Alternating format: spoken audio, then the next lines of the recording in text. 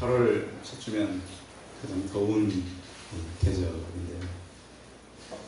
우리 덥지만 이 더위를 가장 덥게 여기는 사람들이 누구일까요? 우리 교회 성도들까? 아마 수험생들이지 않겠어요? 네, 날씨는 덥고 또 능률은 잘 오르지 않고 또 환경은 그렇게 늘 도와주지 않습니다. 이겨가야 될 악조건 속에서 더위를 이기고 있는 수험생들을 위해서 이번 주 다음 주 좀 많이 더울 텐데 많이 기도해 주시기 바랍니다. 여러분이 덥고 지칠 때 시험 준비하는 아이들한테 힘들겠구나 이 생각을 우리가 모두가 품고 간다면 기도하게 될 것이고 아이들에게 힘이 공급될 것입니다. 제가 꼭 저희 아이가 있어서 이런 말 하는 건 아닙니다. 아무리 더워도 이번 주 목요일이면 입추입니다. 그래서 날씨가 더워도 가을은 여지없이 오게 돼 있어요. 제가 어릴 때 더운 한여름에 오면 저희 집 이 바로 옆에는 400년 정도 된 팽나무가 있어서 늘 어른들이 그곳에 와서 쉬셨어요. 거기가 이제 동네 뉴스 자리죠. 거기 잠깐 가보면 그 집안 사정을 많이 알 수 있고요. 요즘처럼 이 정치, 문화 이걸 다 뭐 거기가 공부하는 자리예요. 가면 좀 떨어져도 다 들려요. 우리는 우리끼리 놀지만 어른들 얘기를 다 들어서 그때는 학교가 없었어도 공부를 다 그렇게 했습니다. 그래서 어른들의 생각을 종합할 수 있는 곳이 바로 그 나무 아래 그늘이었는데 이 더위는 덥기도 하지만 이 농부들에게는 잠깐 쉬고 기다리는 그런 시간입니다. 인생은 모든 것이 기다림인데요. 근데 이 기다림이 이 부정적으로 인식되기 시작한 것은 이 시간이라고 하는 것을 경제적 가치로 편입하면서 이 기다림이 약간 부정적으로 사람들에게 오게 됐다는 것이죠. 시간을 측정하는 기술을 개발하고 이 기술을 시장 가치로 편입시킴으로써 시간이 세계를 지배하게 되었다고 사람들은 말합니다. 그래서 요즘은 여러분 손목의 시간, 휴대폰을 통해서 1분, 1초를 열리가 점검할 수가 있어요. 그래서 어떨 때는 기다림이 낭비라고 생각할 수 있어요. 영어에도 보면 웨이트와 레스트는 거의 비슷해요. S자, 한자의 차이. 그래서 우리가 이 기다림이 꼭 필요한가? 근데 많은 분들은 그렇게 얘기를 합니다. 인생은 기다림의 박물관이다. 뭐라고요? 인생은 기다림의 박물관이다.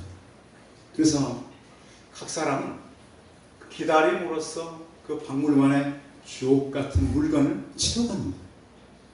그래서 기다림이라고 하는 것을 이렇게 많이 얘기하죠. 신호등 건널 때 3초만 더 기다리십시오. 그럼 많은 사고를 막을 수 있습니다. 앞차가 가지 않을 때도 3초만 기다려주십시오. 그 앞차에 어떤 급한 일이 생겼을지 모릅니다. 헤어져서 떠날 때 3초만 더 기다려주십시오. 가던 사람이 다시 달려올 수도 있습니다. 이런 시적인 표현들이 참 많이 있습니다.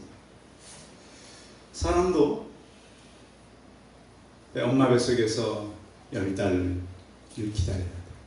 또 태어나서 이 아이들이 말할 때까지 기다려야 돼. 걸을 때까지 기다려야 돼. 또 이 아이들이 자라서 성인이 될 때까지도 많은 시간 기다려야 돼. 또 한 사람이 인생의 역할을 할 때까지도 기다려야 돼. 저는 결혼만 하면 이제 할 일 다 했다 그랬는데 지금은 그것도 아니죠. 오랜 시간 동안 부모들이 그 자녀를 돌보는 시대가 되었습니다. 어떤 분은 제가 그렇게 얘기했습니다. 한 명의 목회자, 그러니까 좀 목회할 수 있도록 목회자가 세워지는데 40년이 걸린다고 했습니다. 그러니까 이 목회자 한 사람 세워지는데도 많은 시간을 기다려야 되는 거예요. 그런데 기다림은 어쩔 수 없는 고통을 수반하게 돼 있습니다. 기다림은 참 어려운 거예요. 그래서 구약 성경에 보면 이 기다림의 시간을 가장 고통스럽게 기다렸던 선지자가 하박국 선지자입니다. 그 하박국 이 성경을 보면 이 선지자가요, 기다리다가 너무 지쳤어요. 그래서 성 위로 성 위에 올라가서 이렇게 얘기합니다. 내가 하나님, 이 백성이 이렇게 악한 자들에 의해서, 그러니까 우리도 악하지만 더 악한 사람들에 의해서 이렇게 망하는 것은 옳지 않습니다. 하나님, 물론 그래도 잘못한 건 맞습니다. 그런데 어찌해서 더 악한 사람에 의해서 이 백성이 망해가야 합니까? 이렇게 질문하는 것이죠. 어제 차를 끌고 가다 보니까 앞차에 이렇게 써있어요. 초보인데 영어로 더라고 써있어요. TH. 더 초보. 그걸 보고 요즘 이렇게 영어와 한글을 같이 쓰나? 눈에 딱 들어오잖아요. 그래서 이렇게 더 초보. 그래서 기다려야 되는데 하나님 더 기다리는. 하나님 언제입니까? 근데 하나님은 시간도 말씀해 주지 않아요. 내가 응답되는 건 맞다. 묵시는 정한 때가 있다. 종말은 속히 이르고 거짓은 되지 않을 거다. 비록 더딜지라도 기다려라. 아니 하나님, 그러면 좀 기다리는 사람이니까 언제 때쯤 얘기해주면 얼마나 좋아요. 그 말씀은 안 했어요. 하나님 약속이 비록 더딜지라도 기다려라. 그런데 하나님의 모든 계획은 반드시 하나님의 결정한 때에 이루어지는 것이지 우리의 요구대로 되는 것은 아닙니다. 그래서 기다림이라고 하는 영성은 기독교의 본질입니다. 또 성경은 다 기다림으로 이어져 있습니다. 신앙인의 영적 성숙을 재는 잣대가 바로 기다림인 것이죠. 오늘 성경에도 다윗의 시인데 하나님께 많이 기다렸어요. 같이 1절 한번 읽어볼까요? 40장 1절 시작. 내가 여호와를 기다리고 기다리더니 귀를 기울이사 나의 부르짖음을 들으셨도다.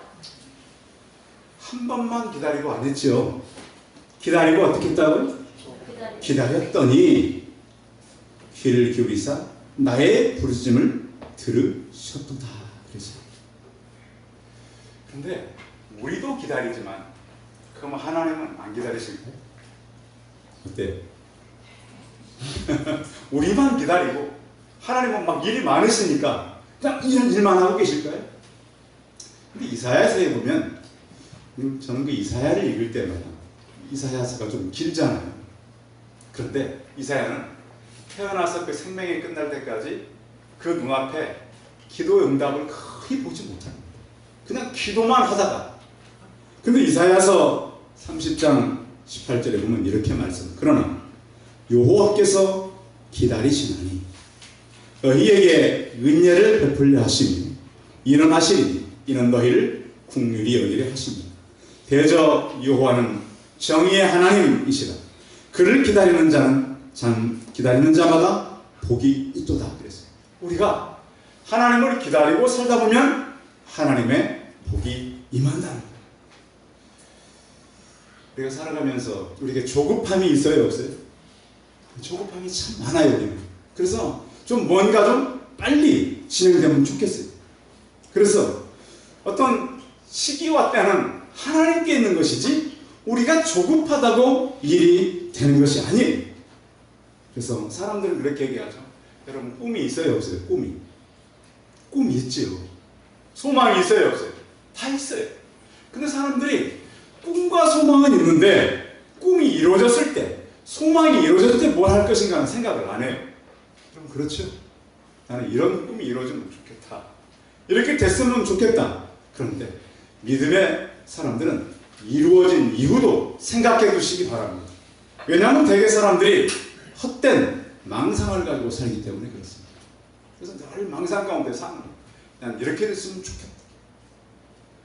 그런데 믿음을 가진 우리는 망상이 아니라 주님이 주시는 진정한 소망을 가지고 기다리는 것입니다. 누가복음 2장에 보면 시몬이라고 하는 기다림의 사람이 소개됩니다. 그가 성경에 시몬을 표현할 때 그는 하나님께서 위로의 사람 메시아를 기다리는 자라 그랬습니다. 시몬이 살 때는요, 그가 약속은 받았지만 이스라엘이 로마의 식민지로 있었어요.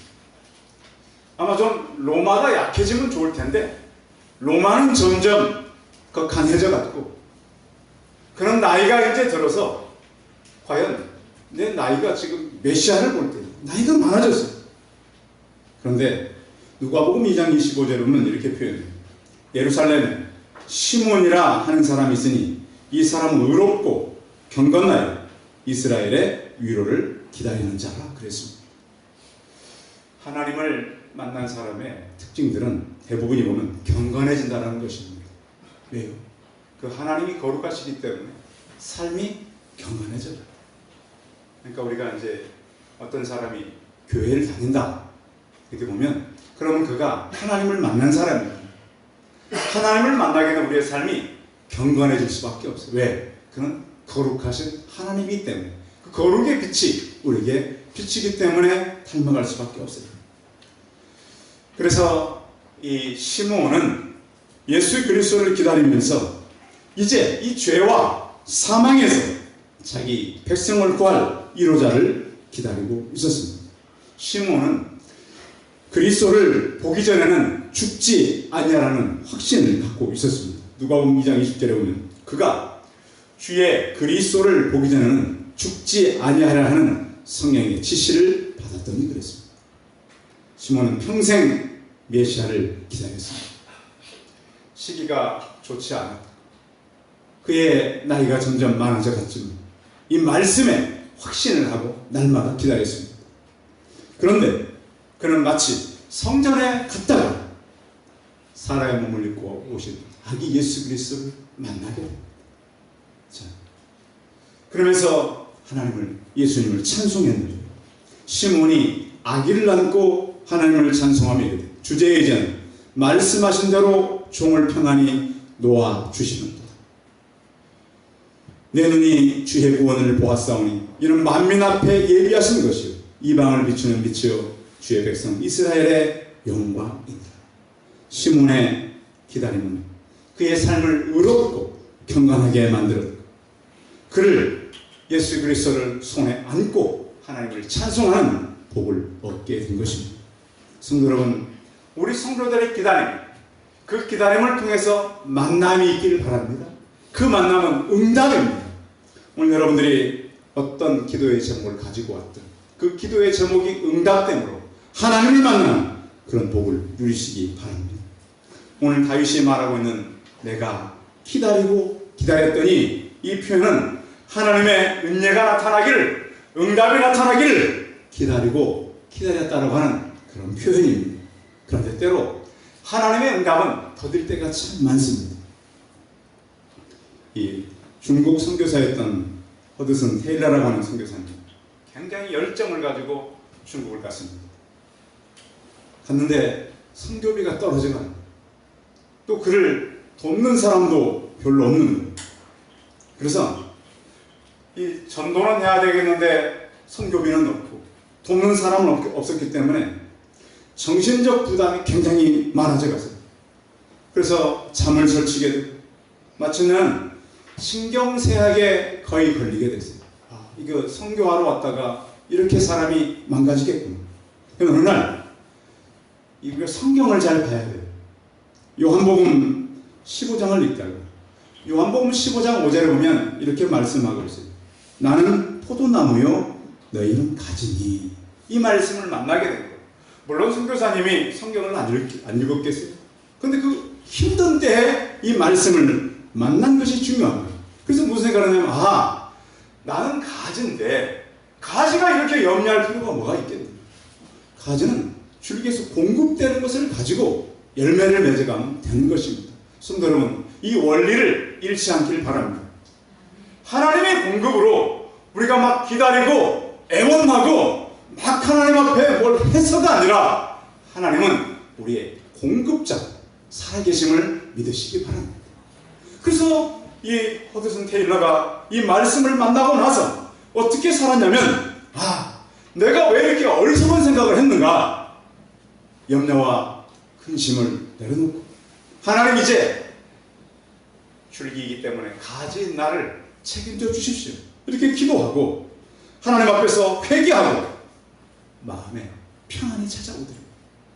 성도 여러분, 이 시간, 이 예배가 여러분들의 평안이 찾아오는 시간 되시기 바랍니다. 그로부터 그는 많은 응답을 누리고, 또 하나님께서 하나님 앞에 나오는 자들을 그냥 돌려보내지는 않습니다. 오늘 다윗도 기다리고 기다렸더니 나의 부르심을 응답하셨다라고 고백을 하고 있는 것입니다. 이 하나님은 또 어떤 문제 속에서 우리를 구하시냐면, 자, 2절이죠. 2절 같이 읽어볼게요. 시작. 나를 기가 막힐 운동으로 수렁에서 끌어올리시고 내 발을 반석 위에 두사 내 걸음을 견고하게 하셨다. 아멘. 어떤 구덩이요? 어떤 웅덩이? 웅덩이인데 기가 막힙니다. 그러니까 이 사람들이 그러잖아요. 어려운 일 만나면 뭐가 막힌다고? 기가 막히다. 성경적 표현이에요. 저는 왜 사람들이 기가 막히다, 그러니까 성경을 많이 읽으셨나 봐. 기가 막힐 웅덩이에 또 수렁에 빠졌다는 거예요. 여기서 이제 웅덩이와 수렁은 꼭 우리가 어디 가다가 웅덩이에 빠졌다 그런 표현이 아니고, 우리가 살면서 우리가 만나는 경제적인 어려움을 만날 수 있잖아요. 경제적인 어려운 문제가 있는 성도들 계시다. 경제적인 문제는 한 번에 올 수도 있지만 차근차근 올 수도 있어요. 그리고 지금은 안 온다 할지라도 앞으로 올 수도 물론 없기를 바라지만 살다 보면 그럴 수도 있는 거예요. 그런가 하면 질병이 올 수도 있어요. 지금은 건강하지만 앞으로 올 수도 있어요. 그리고 또 지금은 건강이 안 좋지만 앞으로 좋아질 수도 있어요. 그래서 개인과 가정도 마찬가지예요. 어떤 목사님은 그래요. 자기 교회는 아무 문제가 없어 평안하다고. 그 다음날 저를 만나서 그렇게 말한 다음날, 아이고 이 목사님 큰일 났어요. 전화가 바로 왔어요.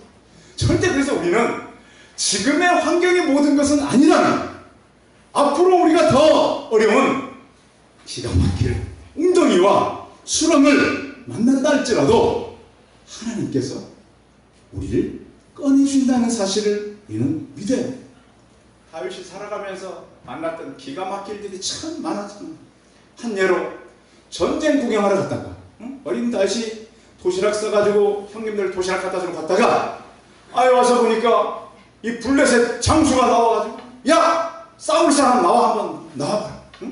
나와봐. 그래서 막 하나님을 욕하는 거 아니겠습니까? 어린 다윗이 그걸 보고 저 할례 없는 블레셋 사람이 하나님을 욕한다는 걸 알았어. 그리고 나서 내가 모욕하는 이스라엘 하나님의 이름으로 내게 가노라, 이렇게 하면서 전쟁을 이 소년이 선포하고 나가는 거예요. 너는 칼과 단창으로 내게 오거니와. 지금은 무기 전쟁이 아니고 무슨 전쟁이에요? 경제 전쟁이. 우리 지금 주변에 뜨끈뜨끈 하잖아요. 날도 더운데 지금 8.15는 다가오고 지금 우리가 대한민국이 지금 정신 차려요. 그런데 이 다윗을 보면 내가 모욕하는 이스라엘 군대에 하나님의 이름으로 내게 가노라 그랬습니다. 모든 군대가 패전을 암시하고 낙담했을 때 그 나라를 구한 자는 어린 소년이었습니다. 그 용기가 어디로부터 왔을까요? 순전한 신앙의 용기였습니다. 영적인 담력이었지 전술이 아니었다는 것입니다. 믿음의 능력은 믿음의 사람을 키워낼 뿐만 아니라 다윗이 그러면 골리앗 죽이고 나서 계속 승승장구한 거 아닙니다. 그 이후로 오히려 더 큰 문제가 많이 있었습니다. 10년 넘도록 쫓겨 다녔어요. 그럴 줄 알았으면 다윗이 그걸 했을까요? 안 했을 거예요. 그 엄청난 시간을 다윗은 보내야 돼요. 또 그는 힘든 위기의 시간을 많이 보냈습니다. 여러분, 육신이 힘들 때가 있는데 제가 언젠가 한번 의사 한 분을 이렇게 만나서 대화를 한 적이 있었습니다. 의사는 중병이 걸려서 저를 찾아오셨어요. 제가 그런 얘기를 했습니다. 이런저런 얘기하다. 지금까지 선생님은 자신을 위해서 살아본 적이 있습니까? 그랬더니 자기 생각을 잠시 한 것 같았어요. 자기 스스로 우시더라고요. 아, 남은 치료했는데 누구를 못 치료한 거예요? 자기를 못 치료한 거예요. 인디언들의 원주민들에게는 이런 얘기가 있습니다. 오지를 탐하기 위해서 백인들이 와가지고 일정을 빽빽하게 막 짰어요. 그래서 같이 막 여행을 막 급하게 막 다니는 거예요. 그다음 사흘 정도 갔다가 원주민들이 더 이상 우리는 갈 수 없습니다. 그럼 왜 못 갑니까? 원주민들이 이렇게 말했다는 겁니다. 나의 영혼이 아직 나를 따라오지 못했습니다. 내 몸은 왔는데 당신들 때문에 왔는데 영혼이 따라오지 못했습니다. 우리는 어느 순간 지친 나를 발견할 수가 있어요. 아, 내 몸은 이렇게 달려왔는데 내 영혼은 너무 지쳐버렸구나. 비 맞고 고단해서 쉴 곳이 없는 내 영혼. 성도 여러분, 오늘 다윗이 말하고 있는 것은 내 영혼이 지친 거예요. 그런데 그 지친 나를 내 발을 반석 위에 두사 내 걸음을 견고케 하셨도다. 삶 가운데 나는 참 어렵다. 인생이 힘들다. 그럼 여러분 곁에 계신 그 주님을 만나시고 의지하는 시간이 되시기 바랍니다.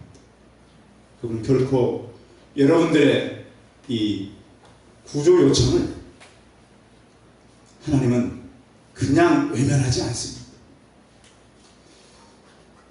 그래서 다윗은 평생을 살아가면서 이렇게 고백을 합니다.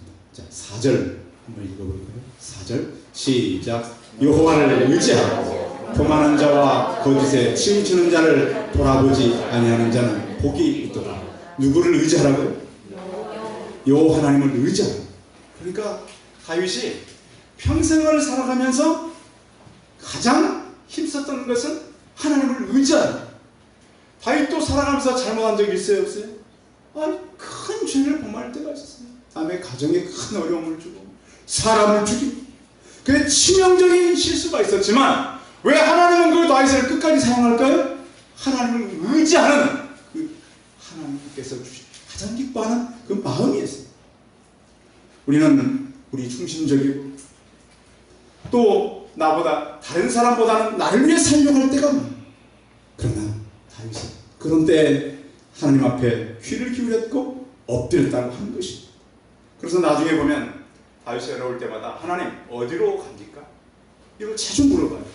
하나님 우리가 올라갈까요? 자주 물어봐요.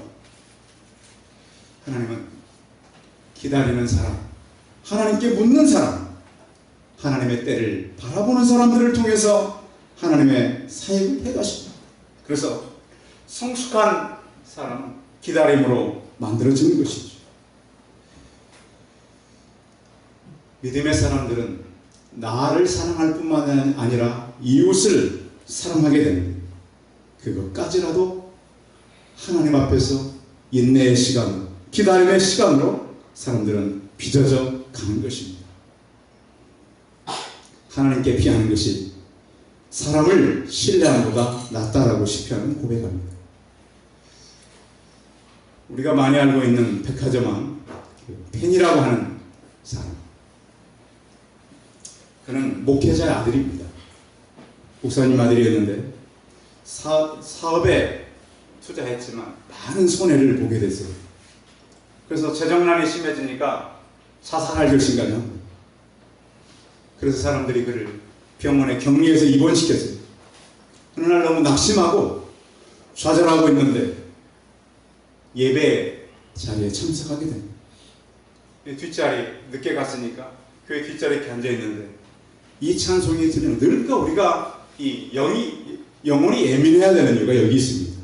지치고 힘들었을 때 무슨 찬송가가 들려오냐면 너 근심 걱정 말아라. 여러분 혹시 근심 걱정이 많으세요? 제가 지금 말씀하고 있잖아요. 너 근심 걱정 말아라. 누가 책임져요? 하나님 주님이 책임져요. 내가 못 감당할 일이 참 많아요. 오늘 성경은 그래서 어차피 너는 안 돼, 힘들어. 그러나 주님을 의지하라고 지금 말씀하고 있잖아요. 그래서 그는 이렇게 표현했어요. 그 찬송이 내 마음에 확신 가운데 찾아왔는데 나는 어두운 공간에서 찬란한 태양이 비치는 것을 느껴요. 마음속에 무거운 짐이 옮겨져서 그 예배의 자리에 나올 때 새로운 사람이 되고 있습니다. 그 영혼의 부딪힘은 그렇게 사는 겁니다. 나는 마비된 심령으로 풀이 죽어 들어갔으면 해방된 기분으로 그 자리에 나왔다. 성도 여러분, 예배 시간에 여러분이 그 평안해지고 마음의 해방된 문제에서 벗어나는 그 시간이 되시기 바랍니다. 어차피 지금 여러분이 갖고 있는 문제는 여러분이 해결할 수 없어요. 하나님이 해결한다는 그 확신을 가지고 하나님을 의지하는 그런 시간이 되시기 바랍니다. 그 하나님은 또 어떤 일을 하시죠? 자, 5절입니다. 같이 읽어요. 5절. 시작. 여호와여 주께서 행하신 기적이 많고 우리를 향하신 주의 생각도 많아 누구도 주와 건질 수가 없나이다. 내가 널리 알려 말하고자 하니 너무 많아 그 수를 셀 수도 없나이다. 아멘. 믿음의 사람들은 우리가 기다리다 보면 하나님이 일하시겠지 그런 자세보다는 그분은 늘 일하시기 때문에 순간마다 놓치지 않고 바라보시기 바랍니다. 그러니까 제가 오늘 말씀하는 기다림은요 그냥 막연한 기다림이 아니라 매 순간 그분을 바라봄으로 기다리라고 하는 것입니다. 아멘. 하나님께서는 아브라함에게 100세의 아들을 줬습니다. 말이 되는 얘기입니까? 물론 하나님은 약속은 하셨죠. 그런데 그 전에 아브라함이 무슨 일을 저질렀죠? 네? 사라가 우리 말로 누구예요? 응? 네. 후쳐 집어넣으니까 분명히 말씀하셨잖아요. 그러면 그러지 뭐 하고 그냥 자기 생각대로 한 거예요. 그래서 누가 태어났어요? 이스마엘이 태어났어요. 좀 기다렸더라면 하나님이 알아서 이삭을 주셨을 텐데. 그래서 우리는 이렇게 생각해 볼 수 있어요. 기다리면 이삭이고 못 기다리면 이스마엘이고. 네? 성도 여러분, 이스마엘을 얻겠어요? 이삭을 얻겠어요? 이삭을 얻으시기 바랍니다. 그래서 믿음은 좀 기다리는 거예요. 하나님을 바라보면서 그냥 막연하게 시간을 때우라는 것이 아니라 그 시간조차도 하나님을 바라보면서 기다려요. 어떤 기적들이 나타날까요? 예수님이 이 땅에 오실 때는 이스라엘 전체가 폐허였습니다.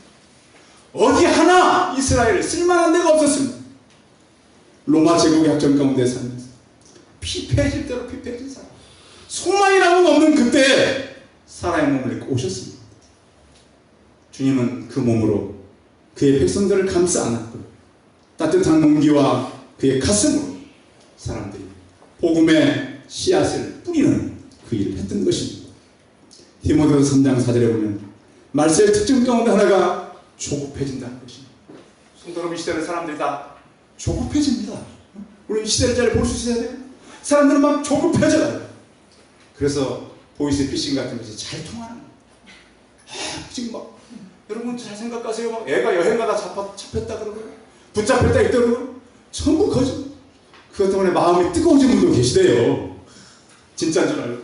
그런데 우리는 그런 사람들의 조급함을 이용한 그런 잘못된 것에 우리는 혼란스러워지지 말아야 돼. 또 사람들은 초조해집니다. 뭐가 안 되면, 뭐 때문에 안 되는지 막 초조해집니다.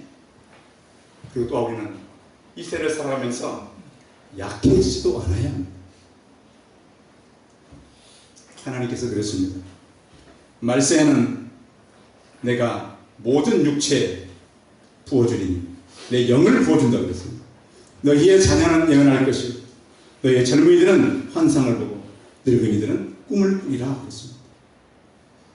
기도는 역사를 나타내는데 철문도 열립니다. 독일이 통일을 했잖아요. 철의 장벽으로 나눠진 독일이 어떻게 그러면 저 철의 장막이 무너졌는가? 그 힘이 무엇이었을까요?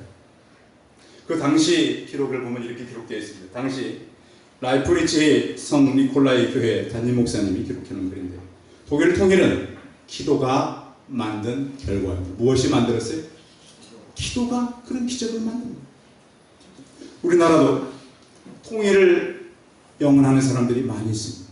아직은 실바람처럼 불고 있습니다. 그러나 우리 통일은 아까 우리 집사님께서 기도했듯이 어떤 경제나 군사나 정치로 되는 것이 아닙니다. 누구의 능력으로 이런 기적이 일어나요? 하나님의 능력. 대한민국의 앞으로 모든 일은 협상 테이블에서 일어나지 않습니다. 어떻게 협상에 우리가 유리한가? 그것이 아닙니다. 탁상 공론이죠. 우리 주변에 통일의 문제, 일본과의 경제 문제, 기도로 하나님께서는 이룰 것입니다.